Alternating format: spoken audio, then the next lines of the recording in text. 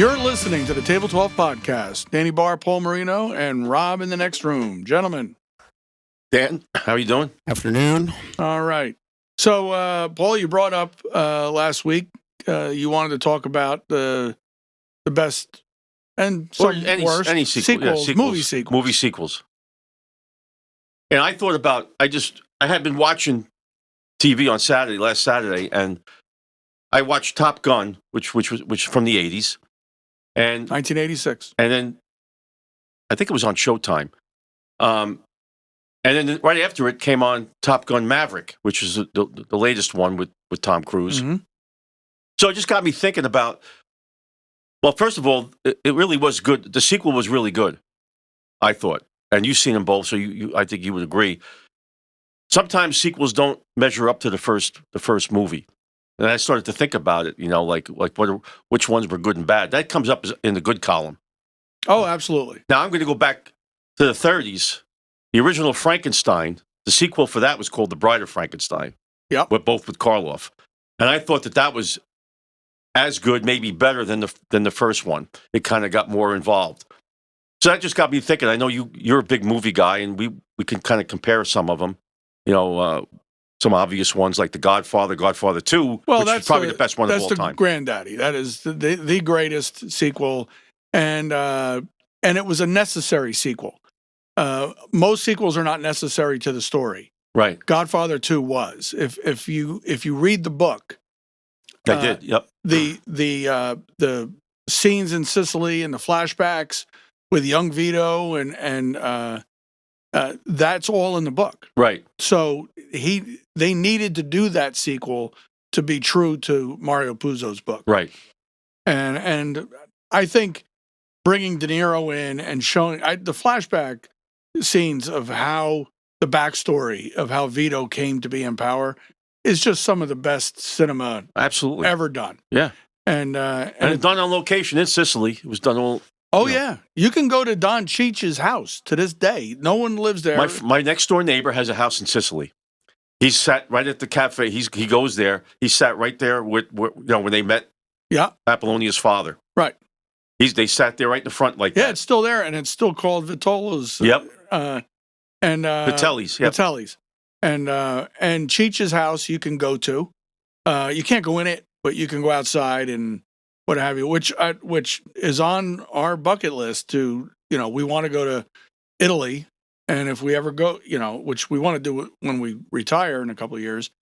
But when we go, that's part of the deal because you can take a tour and go all to the Godfather scenes. Mm-hmm. So, it's obviously our favorite movie and it's something I want to do in my lifetime. And then take it a step further. The third movie, Godfather 3. Done for money. It some of it I like it because it's the Godfather stuff and Pacino's and Diane Keaton. But they used a lot of the same movie locations also. And the house with the house that you're talking about, Don Cheech's, that's the one with the fountain in the front, the well. Yeah, and it's got the balcony where Cheech was sitting. Yep. When he gutted him like a pig. I thought the end of the movie wasn't good. So that's like, even though 1 and 2, everybody thinks about 1 and 2. Where Michael dies in the end of 3 was Don Tomasino's. Tomasino. No, it's where Michael was living when Apollonia was killed. Right. Right? That was the estate he was at. But that was Don Tomasino's estate. And, and that's the other thing, too, is Don Tomasino, why is he in a wheelchair? And then you find out. Why? Yeah. But, it's just the greatest. Those two movies to me, make one movie. It's, and just the greatest movie ever made. I put it above Casablanca. I put it above, all the traditionally best rated movies. Godfather 2. I got Casablanca in the top 5, though. Oh, absolutely. Yeah. And that's one where, there's two of them. There was 2 movies in my top 5. Ready? Okay. So we had to apologize. Had a little bit of a glitch there. Rob has one job. Pushed a button. His finger slipped off the button right when Paul was talking about his 2 of his top 5. So we're going to go right back into that. Yeah, I was saying, Casablanca and Gone with the Wind were 2 top 5 of mine that they didn't have a sequel. and I think it's because they couldn't match the movies. Well, I would Original. definitely say Casablanca. They would have not been able to, match up. Gone with the Wind. Margaret Mitchell wrote the book. It ended at the end of the war. The South. But sometimes surrendering. Hollywood would take it. But to that's another where place. things go bad. Right. So you have Staying Alive after Saturday Night Fever. Saturday Night Fever, iconic Excellent. movie, great movie. Yep. Staying Alive, one of the worst movies ever made, and partly because Stallone took over. Right. And then Grease. Grease.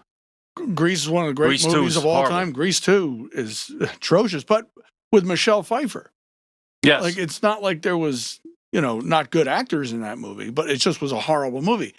They sometimes they want to make a sequel just for the financial and, ride the bandwagon of the success of the first movie. But, Now, did you ever see Reds with Bruce Willis? yes. I think it not only is it a good movie, it's funny. It's got good actors. John in it. Malkovich is Oh, fantastic phenomenal. in it. And then they did Reds 2, which changed a few of the characters, but I thought Just it was as good. Just as good. Just as So that's good. another one I thought about. So I'm on IMDb, which is the Internet Movie Database, and I'm looking at a list of what they say is the greatest sequels. Now, the criteria to this is there has to be 3 movies to the series. Okay. Okay, at least 3 movies. So Godfather's number 1 because there's 3. Even though the last one isn't as good, but it's Correct. But it qualifies Godfather 2 as the greatest sequel Right. ever made. Okay. The second one, number 2, Rocky 2. Now, Rocky 2 stayed loyal to Rocky 1 and became a continuance of the first movie. Because the Rocky 2 starts with them in the hospital. Right. After the first And fight. I thought that's why that was a good one. Really well done. Yeah. Then things get a little nutty. Yeah. Because all of a sudden now Stallone's the heavyweight champion and he only weighs 165 pounds. But, and his hair's perfect. And somehow he became articulate. But then As you go along further in the trilogy, it gets worse and worse every movie. Like Godfather, Rocky 3 was good. I still think it was good. After that, with the Russian, and then it started. But what I like the fact is that the more times Rocky got punched, the more articulate he's he smart. became. Yeah, he got smarter. And now all of a sudden he's managing his finances. He's driving a Lamborghini. It's he couldn't drive a Trans Am in the first movie, Right. But now he's driving a Lamborghini. But Rocky 1 and Rocky 2, fantastic. Yep. I like 3 as well. 3's good, but after 3, it started. Then they're training in Russia. He's fighting. But then when he jumps way ahead, where Rocky's on the down and outs, he's lost all his money and all that. Not bad. Like, those movies aren't terrible. But number 3, I watched this trilogy. You cannot ask me anything about it because I couldn't follow it. Lord of the Rings, couldn't follow it. Never watched any of it. Janet loved it. She was able to follow it. I couldn't do it. Now, here's a sequel I didn't think about when we started talking about this. Superman 2. Superman 2 was necessary because in Superman 1, they sent the 3 people off into space in that flying disc. And Superman 2, they came back. Mm-hmm. So I get that, and they were true to the story, true to the characters, So I get that. But the next one on the list, I have a problem with. The next one on the list is not this. It's a sequel, but it's not the sequel. It's not the number 2 movie. So Indiana Jones, iconic movie.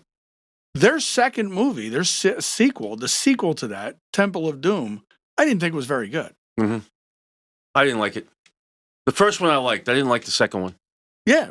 Now, this one they have listed here, The Last Crusade. That's my second favorite Indiana Jones movie, but only because Sean Connery. Sean Connery's his father. Right. Yeah. But because the criteria is at least 3 movies, you could say that. So right. it's still a sequel. It's just out of order. I want to look at the actual sequel. What is the next movie? Yep. So The Bourne movies, all great. I Mhm. don't even know what order they're in. I read the books, which were phenomenal. But the next one after that, number 8, I think deserves a higher place. The Dark Knight. You know the problem I got with this, with the Batman stuff? There's so many Batman movies, I can't keep track of which is the, because there's different Batmans. Yeah, there's I like can't 5 keep or 6. I can't keep track of the trilogy. So this is the Christian Bale, Dark Knight, Christian Bale. right? Which is Batman Begins, Mhm. and then Dark Knight, and then it's Dark Knight Rises. I Now think.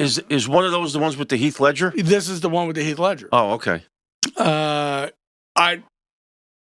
loved it. I thought Heath Ledger was phenomenal as the Joker. I mean, I'll always be Jack Nicholson. a Jack Nicholson fan. You can't, just the lines that he delivered. You ever dance with the devil beneath the pale moonlight? That whole thing. But Dark Knight, I think, is a standalone great movie. I don't even think you need Batman Begins for this movie. But as I was going through these lists, I want to mention one sequel to you that's not on any of these lists. The Sting. Now the Sting was, There was a sequel to that. what was the name of that? The Sting 2. Was it? I don't remember Yeah. seeing that. And it was a pretty good movie. Was the same guys in it? Yeah. Redford? They, I don't remember ever seeing that, even like on pay channels. The Sting 2. I don't remember ever seeing that. Do you? Yeah, I saw it. I remember seeing it. And it came out in like 1975. It was 76. Wow, I don't remember that one. But they got Spider-Man 2 on here, which, the first Spider-Man with Tobey Maguire was great. Well, where's Home Alone? So I'm working up to that Oh, okay. because I don't see it on this list. My grandson has been on a Home Alone. He's just nuts over both movies. One and Really? two. Yes, nuts. Watches them on a loop. And so I watch them with him. And they're very entertaining. I love it. I love the movies. Very entertaining. But I would like to know what happened to Kevin. Kevin's grown up by now. Here's a kid who, at a very young age, understood urban warfare. Yeah. And the strategy behind it. If you watch everything he did, he anticipated what they would do next, so he could And he engineered it. Like he's engineer it, right. So when he sets Joe Pesci's head on fire with the blowtorch, he knew that the only water source in that room was the toilet. So I'm going to fill that up with kerosene, just in case he sticks his head in the toilet, which he then does. It's genius. I'm going to take a nail and put it through a shingle and put it on the step because I know Marvin's got to walk up those steps and step right No, on the that kid was nail. a genius. And when he's in New York, he goes up that The ramp, the Trump tunnel, ramp. the tunnel to when they're remodeling a building and they throw Yeah. the scrap down that. He winds up in Trump Plaza, right? Well, he does. He ends up staying at Trump Plaza, but I mean, the kid's just brilliant. And he's so confident, and he's just on his own, 8 years old in New York City. Now, but a lot of people that are Home Alone fans, a lot of people have been talking.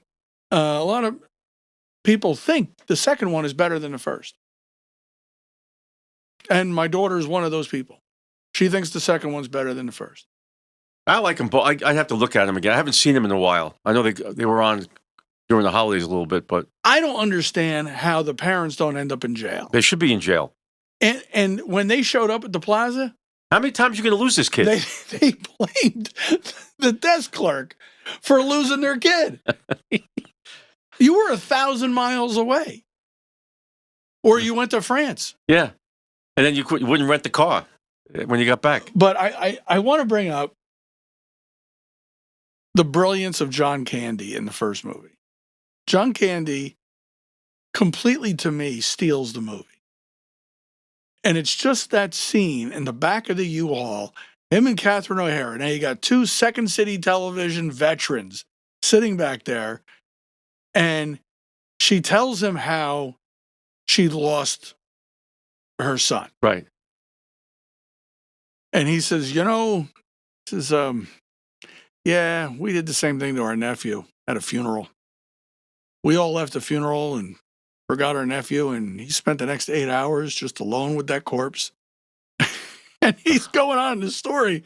And she says, I don't think we should talk about this. He's like, well, you brought it up. Yeah. And I'm just trying to cheer you up, and just watching John Candy deliver that. And Catherine O'Hara doesn't crack at all, doesn't crack a smile. And I'm like, that is the brilliance of that crew, that Second City crew, the original SNL crew, which they were not part of.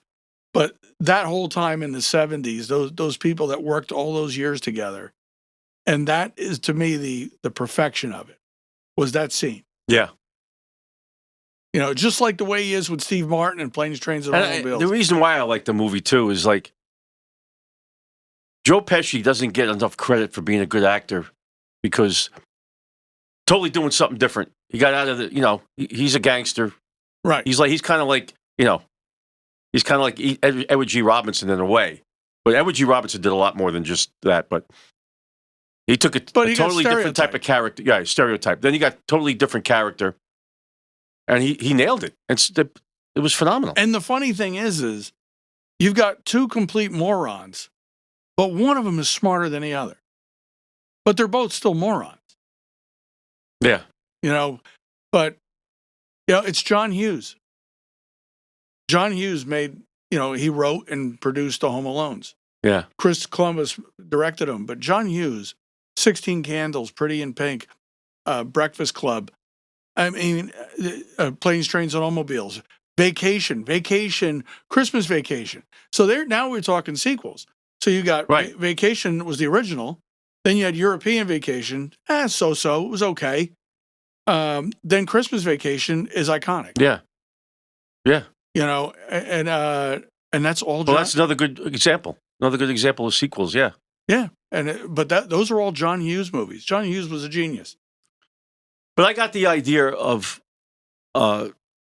this whole thing just regressing back to the beginning is because I watched the Top Gun 2. The difference is the sequels were 40 years apart.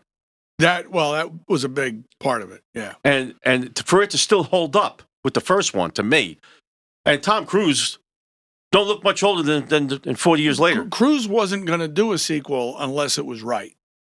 And that's why he's a perfectionist. It took 35 years. I like Tom Cruise because he's a perfectionist. Right. It took 35 years to make that sequel because he wouldn't do it until the script was right. And now I don't know if the Val Kilmer's illness expedited it at all, but yeah, he held out for 35 years until but it was Jerry Bruckheimer, it was all the same people that were still around to make the first one. But the way they tied it together with Goose's son and they brought that thing wrapped around, and it was pretty cool. Yeah, and I think there were two guys who were now admirals that were part of the Top Gun class that Cruise and Goose were in. But I mean, Cruise is the king of sequels, for God's sakes. I mean, Mission Impossible, he's got 11 of them. And they're all great. All the Mission Impossibles are great. They just get better and better with every one. I can't always follow those stories either, though. Sometimes I do a lot of pausing and rewinding to stay with it. Yeah, look. Tom Cruise is he's a marvel. I don't know how else to put it. Does everything. Yeah. And he's good at it. But I mean, in order to get up in a plane and do the stunts he did, jumping on the building, broke his ankle jumping on the building. I don't know how he's like our Gary Cooper. I mean, like Cruise loves movies for the sake of movies. He watches like 3 a day. And loves the science behind it, and loves how they're made, and. But he started that in his first movie. He wanted to know. He wanted to be in production and learn. He wanted to learn from the ground up. He didn't just be in. I mean, he's got all those years of experience doing all of this, and then expanding into stunt work is just. Well, and you look at who he's worked with. I mean, just from directors, he worked with Coppola. He worked with Kubrick. and with every one he learned more from. And then the people that he worked with, Nicholson and Dustin Hoffman. Dustin Hoffman approached him in a restaurant, Yeah. and That's how we got the Rain Man one. and it was a year later. He heard from Cruise and said, "We got this script. Would you be interested?" Mm-hmm. And he was just a kid. Yeah, he just got an honorary Academy Award not too long ago. But I'm surprised he didn't win something for. He's a good actor. I think it might be because of the roles. I don't know. It's tough to go against. He's more of an action guy. We're getting off our topic a little bit, but I just want to say, Rain Man, he should have won for. I think so. Because if you watch Rain Man, Dustin Hoffman's character never changes through the entire movie because he has autism. Right. So he's not going to change. Cruise's character changes completely. He has a complete metamorphosis from this spoiled, greedy brother to a compassionate, caring brother. Yeah. So he's the one that really did and same thing with A Few Good Men, where he was this indifferent, I just want to make a deal, I've never been in a courtroom lawyer, to this trial attorney going up against Nathan R. Jessup. He's a much better actor than he ever got credit. I agree with you. That was my point. That's what I was trying to get at. Yep. I just articulated it better, I guess. Yes, you did. You got the idea what I was trying to say. But I thought it was an interesting topic. There are a lot of them, and there's some of them good and some of them are bad. Yeah, well, I mean, some of them aren't sequels; they're series. Yeah, like the Grisham, Jack Ryan movies are it's a series. I don't consider them sequels. Right. Where Home Alone is an actual sequel. Godfather is an actual sequel. Right. You need that story, or that's a continuous of the original story. Yeah. So, I tend to find a difference in them. Mm-hmm. But I agree with you that some of those older iconic movies, they just could never make a sequel to. No. But your explanation on the Gone with the Wind is right on target. It's the way the book ended. So that's, but like sometimes Hollywood could embellish that and try to write a script for this to make it move on, but it probably wouldn't hold weight. It's sometimes it's just lightning in a bottle. Yeah. And Margaret Mitchell's book was perfect, and there was no need to go any further with it. Mario Puzo's book was perfect. No need to go any further. They did. They shouldn't have, but they did. Yeah. Look. I mean, the Godfather 3 sequel, my biggest problem with it was they couldn't make the deal with Duvall. That's a problem. And I agree. And I believed he deserved it. He deserved it. Why not? And the other thing that bothered me is I didn't like the ending, obviously, because I didn't want the daughter to die. But they get these guys are the best, the bodyguards that were going to watch everything. Andy Garcia hired. They got killed in the first opera scene.